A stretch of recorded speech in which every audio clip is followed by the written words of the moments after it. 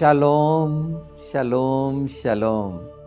प्रभु यीशु मसीह नासरी के नाम में करोड़ों असंख्य करोड़ों धन्यवाद के साथ, करोड़ों असंख्य करोड़ों चुम्बनों के साथ इस समय पर जब हम जानने जा रहे हैं और प्रवेश कर रहे हैं नए साल में, हम जो प्रभु यीशु में नई सृष्टि हैं और तैयार कर रहे हैं पवित्र आत्मा सबद जैसे अत्यंत मुख्य हमेशा का विश्राम जिसे घोषित किया गया, 7वां दिन, सब्बात मतलब 7वां दिन, उसके विश्राम में उसके साथ होगा। प्रभु यीशु ने मरकुस 2 में कहे हैं, अगर उसका 27-28 पद देखते हैं तो सबत जो है मनुष्यों के लिए बनाया गया, सबत मनुष्यों के लिए बनाया गया, मनुष्य सबत के लिए नहीं बनाया।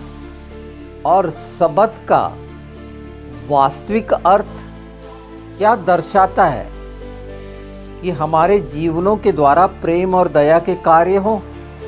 रीति रिवाज के अनुसार जो फरीसी का हमने जाना और पिछले समय में यूहन्ना 5:10-17 से हमने शुरू किया, उसका ये दूसरा भाग जो पवित्र आत्मा के द्वारा आप सुन रहे हैं, इसके बाद आपको सुनने की आवश्यकता ही नहीं होगी, सबत को इतनी अच्छी तरह जान और पहचान लेंगे। और ये बहुत ज़रूरी है। इसीलिए प्रभु यीशु ने कहे कि अपना तमाम बोझ मुझे दे और मेरा जुआ ले लो, मेरे साथ हो जाओ। हम अपने कामों के कारण सबत में प्रवेश नहीं कर सकते, हमेशा के विश्राम में प्रवेश हम नहीं कर सकते। अगर हम रीति रिवाज, परंपरा और संसार और शरीर के अनुसार सोचते हैं और करने की इच्छा रखते हैं वैसी, तो हम नहीं कर पाएंगे। प्रभु यीशु ने कामों को पूरा किया है, इसीलिए हम जो समानता और स्वरूप में हैं उसकी उपस्थिति में अगर हमने विश्वास किया उस मनुष्य के पुत्र पर जो हमारे कारण अपना प्राण देकर अपने लहू के द्वारा मोल लिया और साबित किया, पाप और मृत्यु को हमेशा के लिए हमारे जीवन से दूर कर दिया। अब हमारी आत्मिक मृत्यु नहीं है और हमेशा का विश्राम यीशु को स्वीकार करने से शुरू हो जाता है। वो 7वां दिन, 7000 साल नहीं, वो तो रहना ही है, पर संसार के अनुसार 7000 साल या अभी से। हमने पिछली बार यही प्रश्न छोड़ा था कि कौन, कैसे, उसके लिए हम विश्वास करने वालों के लिए कठिनाई नहीं है, पर अगर रीति रिवाजों में जाते हैं तो फिर तो परेशानी परेशानी है। मत्ती 16 बहुत स्पष्ट है कि फरीसी नियम के पालन पर जोर देते थे, जो नियम मनुष्य ने अपने लिए निर्धारित किए थे, अपनी सुविधा के लिए। सबत का वास्तविक अर्थ और वास्तविक अर्थ से अनभिज्ञ नियमों पर ध्यान देते रहे।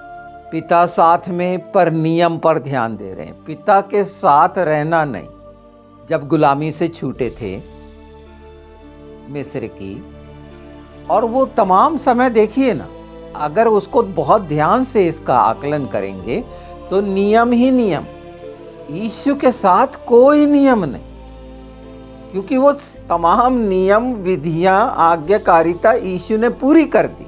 और यीशु के साथ वास्तव में हमने विश्वास से मानकर अपना पश्चाताप करा है, तो हमारे लिए कोई नियम विधि इसीलिए नहीं होगी कि यीशु हमारे साथ है। हम पूरी रीति से आश्वस्त रहेंगे, संतुष्ट रहेंगे कि यीशु मेरे साथ है, मैं यीशु के साथ, मैं सब बात में हूँ, हमेशा के विश्राम में हूँ।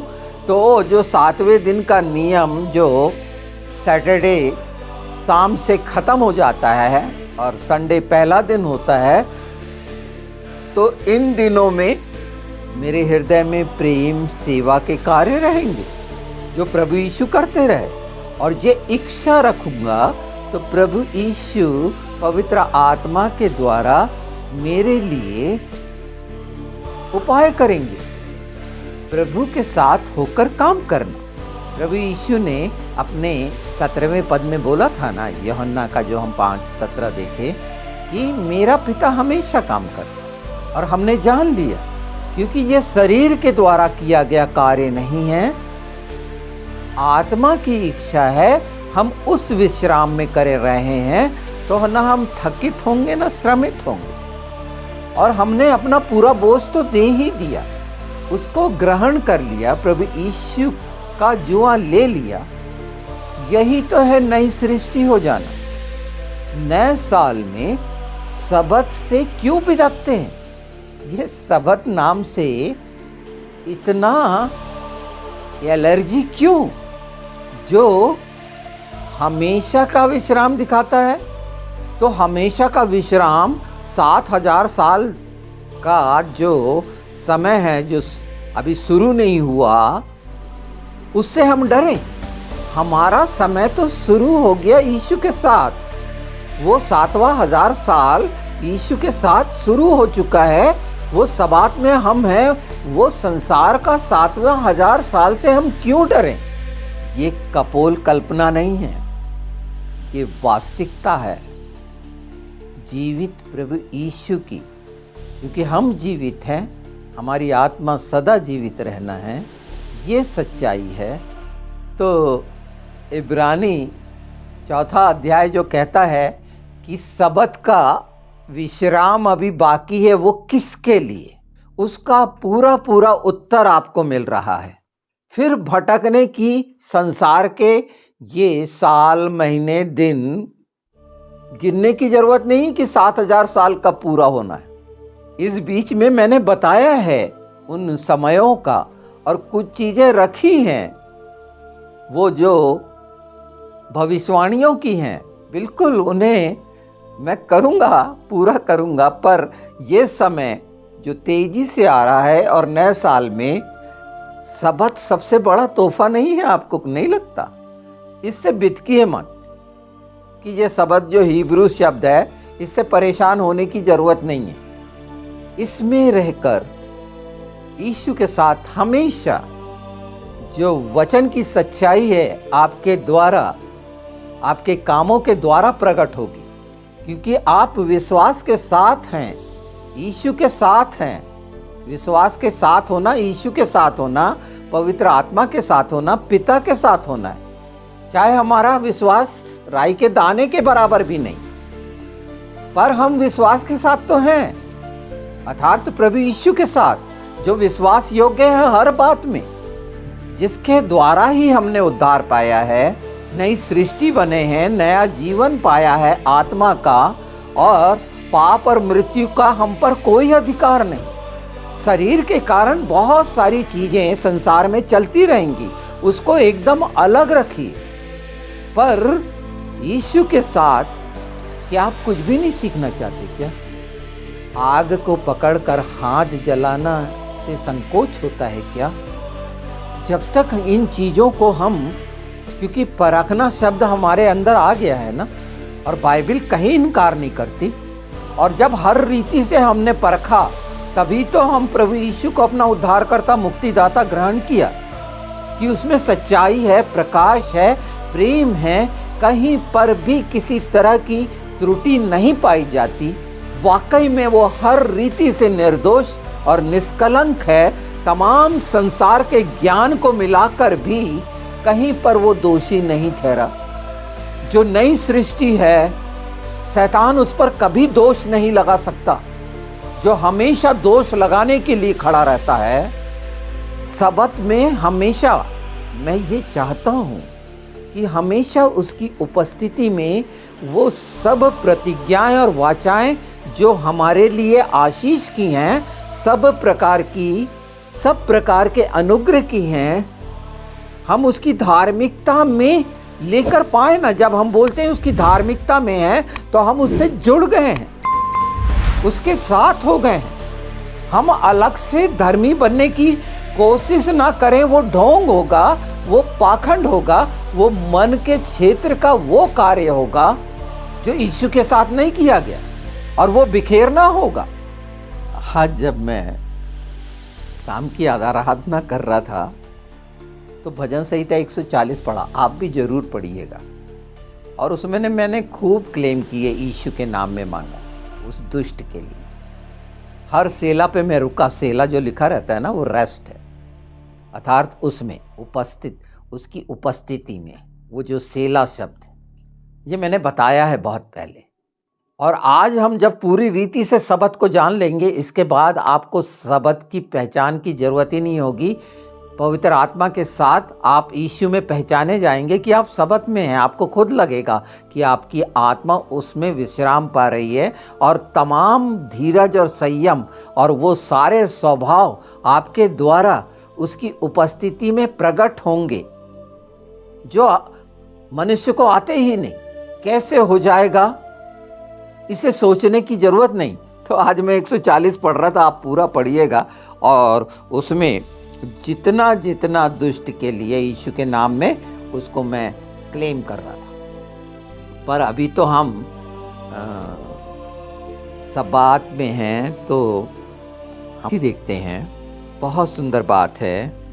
हम देखते हैं इब्रानी 4 जो हमने शुरू करा था इसमें, और उसका 90 पद से देखते हैं। अतः जान लो कि परमेश्वर के लोगों के लिए सब्बात का विश्राम बाकी है, क्योंकि जिसने उसके विश्राम में प्रवेश किया है उसने भी परमेश्वर के समान अपने कामों को पूरा करके विश्राम किया है। अतः हम उस विश्राम में प्रवेश करने का प्रयत्न करें। ऐसा ना हो कि कोई जन उसके समान आज्ञा ना मानकर गिर पड़े। सब्बात में आत्मा के काम होंगे, यीशु ने पूरे किए। आत्मा के द्वारा प्रेम, भलाई और जितनी परमेश्वर के स्वभाव के काम हैं, आत्मा के द्वारा होंगे। शरीर के द्वारा बनाए गए काम भी नियम आ जाएंगे शरीर के, कि नहीं आज सब्बात है, शनिवार शुक्रवार शाम से शुरू हो गया है, मैं निकलूँगा और जिसकी भी मदद होगी मैं करूँगा और भलाई करूँगा, और जो भी ऐसी बातें लेकर कामों का नहीं, काम हमारे सामने दिखते हैं, पहचान कर आते हैं, वो मौका मिलता है और आत्मा उसे करा लेता है। वो एक काम सच्चाई का जो आत्मा के द्वारा होता है, यीशु के साथ, पवित्र आत्मा के साथ, वो करोड़ों अरबों खरबों कामों से उत्तम होता है।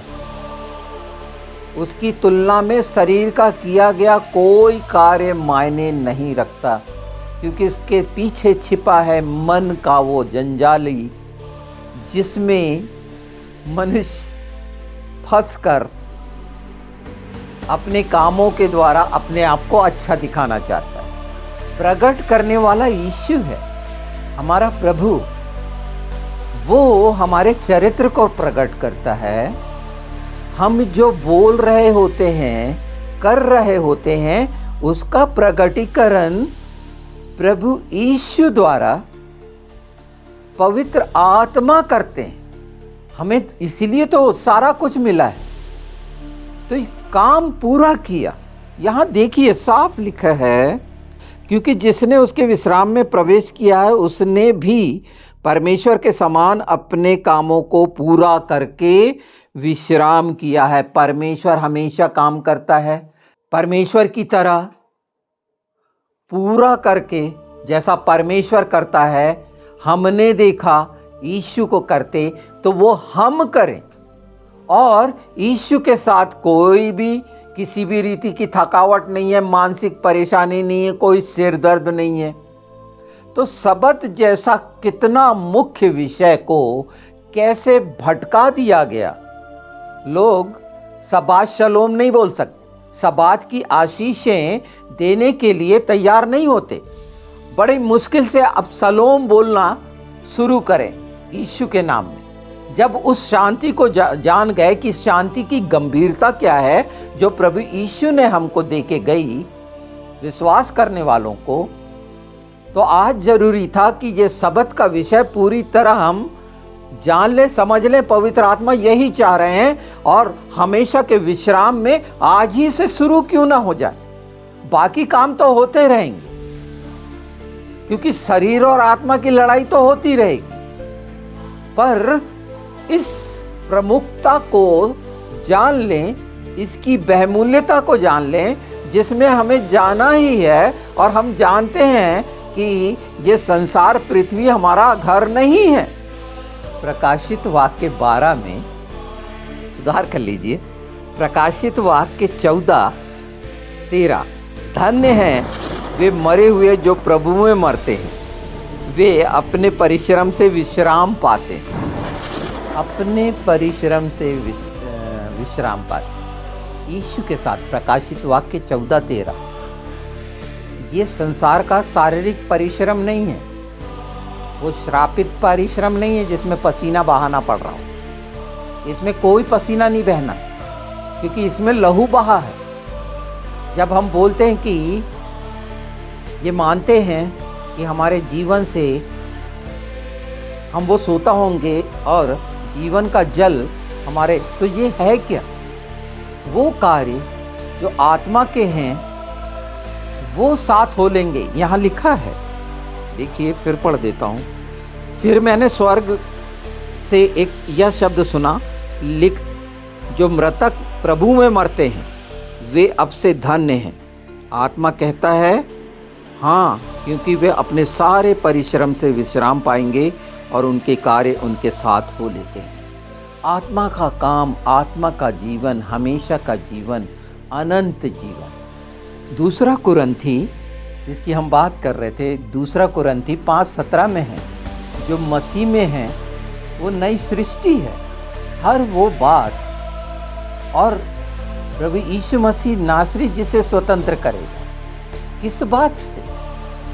मृत्यु से, पाप से, आत्मिक मृत्यु से। प्रभु यीशु कहते हैं कि जो मेरा वचन सुनता है और मानता है वो उसका अनंत जीवन है। ये हमेशा का विश्राम, अनंत जीवन, सबात हमेशा का जीवन, अनंत जीवन। तो स्वतंत्र सिर्फ प्रभु यीशु कर सकते हैं। यूहन्ना 8 हमने बहुत अच्छे से देखा है। और जो उसके हैं वो बचेंगे, वो स्वतंत्र होंगे, क्योंकि स्वतंत्र करने का अधिकार उसे ही है, क्योंकि सत्य वही है, और जो सत्य को जानेगा वही स्वतंत्र होगा। और आत्मा की सच्चाई का सबत, ये हमेशा का नया साल, हमेशा का नया दिन, हम नई सृष्टि वालों के लिए, और हर दिन नया। कौन सा परिश्रम? आत्मा का। संसार के परिश्रम के लिए शरीर की आवश्यकता होती है, यहाँ आत्मा कार्य करता है। और जहाँ आनंद और शांति की भरपूरी है, जहाँ कोई थकावट नहीं, हमेशा का विश्राम। जब हम सबत में रहने की, उसके साथ रहने की, वो स्वतंत्र कर रहा है, हमें अपने साथ रखना चाहता है। हम विश्वासी हैं, आज्ञा मानने वाले हैं, क्यों तकलीफ सबत से? सबत को एक बार अच्छे से स्टडी कर ली, क्योंकि ये सबसे मुख्य अनंत जीवन का चिन्ह है, सबात। क्योंकि परमेश्वर ने इसे आशीष दी और निर्देश दिया। निर्गमन 20 है ना, 8वां, कि इसको स्मरण रखना, ये पवित्र है। तो पूरी पवित्रता क्यों है पवित्र? आज हम जान रहे हैं यीशु पवित्र है, उसके साथ पवित्रता का दिन, 7वां दिन पवित्र है, ऐसा मान के कि शनिवार, शुक्रवार से शनिवार तक पवित्र दिन है। हाँ, तो उसकी उपस्थिति में है तो पवित्र दिन है, नहीं तो संसार का वो नियम वाला दिन है। उसके बगैर कोई पवित्र नहीं हो सकता। अपने आप में हम पवित्रता नहीं रखते, हमें योग्य करता है परिश्रम करने के लिए। आत्मा का परिश्रम ही परमेश्वर को प्रसन्न करता है। आत्मा के द्वारा जो परिश्रम किया गया उसका फल जो है वही परमेश्वर को प्रसन्न करता है। ये संसार के नियम, कोई भी नियम बना वो मैले चिथड़े की तरह है। प्रभु यीशु के बगैर संसार में शरीर के द्वारा किया गया कोई कार्य स्वर्गीय लेखे में नहीं गिना जाएगा। तो ये नया साल जो 2025 शुरू हो रहा है, अब इस पर विशेष ध्यान दीजिएगा। ये बहुत ही अर्जेंट मैसेज था पवित्र आत्मा का। हालांकि इतने हो जाते हैं और ऐसी ऐसी चीज़ें आ जाती हैं कि आज जो आपने एपिसोड सुना वो क्रिसमस का था, तो क्रिसमस का एपिसोड आज, तो इसका मतलब ऐसा मत समझ लीजिएगा। और बहुत सी बातें आती हैं, मैं जवाब नहीं दे पाता हूँ। हाँ, पर उन सब बातों का जवाब आपको वीडियो में तो ज़रूर मिलता है और मिल रहा है। जो आपकी इच्छाएं हैं, जानना चाहती है आत्मा, वो आप पा रहे हैं, ये मैं जानता हूँ। तो ये जान लीजिए कि जो सबात है वो शालोम है और यीशु के साथ है, वो सच्चाई के साथ है और वो व्यक्ति आत्मा में, प्रेम में, परमेश्वर के अनुग्रह में और परमेश्वर की शांति में चलेगा। पूरी तरह फुलनेस, पूरी बहुतायत और जयवंत जीवन आत्मा का। बहुत सारी चीज़ें ऐसे हट जाएंगी आपके आसपास से, वो समस्याएं जो कभी थी ही नहीं, और कोई भी प्रभाव आपके मनोमस्तिष्क पर नहीं रहेगा। नया हो जाना यही है। कोई भी बात जो परमेश्वर की दृष्टि में अयोग्य करती है, अर्थात क्षमा नहीं करना, बैर रखना, ये ऐसे निकल जाएगा। क्योंकि एक इंसान अपने जीवन से अपने विरुद्ध में किया गया किसी षड्यंत्र और छल और कपट और धोखे को नहीं भूलता है। चाहे क्षमा कर दिया बोलता है नहीं, पर सबत में ये चीज़ आप देखेंगे कि वो आपकी स्मृति से ही अलग हो जाएगी, जो कड़वाहट डालने वाली हर वो बात। क्योंकि सभी से कुछ ना कुछ ऐसा गलत होता है। मैं जानता हूँ मनुष्य निर्बल है, पिता पुत्र पवित्र आत्मा जानते हैं, पर सबत की ये सच्चाई आप पर अनुग्रह करे। आपको वो अभिषेक जो पवित्र आत्मा के आग का है उसमें रखकर आप सबत में यीशु के साथ हमेशा हमेशा का विश्राम आज और अभी से आपकी आत्मा के लिए यीशु के नाम में मांगता हूँ। आप थोड़ा सा परिश्रम तो कर लें, और वो कठिन नहीं है। अपनी रोटी खिला देना बहुत अच्छा है, बड़ा अच्छा लगता है किसी भूखे को। आप देखना कभी कितना अंदर कितना सुंदर, और वो आप हमेशा ये अनुभूतियाँ ले सकते हैं। मैं इसको शरीर के तरीके से नहीं बोल रहा हूँ, और उसमें हमेशा आप उकाब की तरह होंगे, किरण की तरह होंगे कि कोई भी काम से आपको परहेज नहीं होगा किसी की मदद करने, किसी अपेक्षा के कारण नहीं करेंगे, चाहे वो किसी समय दुश्मन भी क्यों ना रहा। तो इसी आशा के साथ और पूरे विश्वास के साथ जो पवित्र आत्मा ने सब बात की सच्चाई आपके सामने रखी है, तो इसको जैसा वचन कहता है हम ग्रहण करें। और ये आज्ञा है, और यीशु आज्ञाकारी रहे, तो हमें भी आज्ञाकारी रहकर वो कार्य करना है जो यीशु ने करके पूरा करके आज हमेशा के विश्राम में स्वर्ग में है।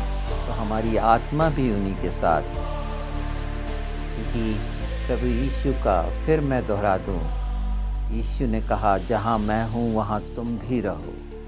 तो ये वो सबत है जो हमें उसके साथ रखता है। नए साल की बहुत सी शुभकामनाएं, बहुत बहुत प्यार के साथ सबको शबाश शलोम।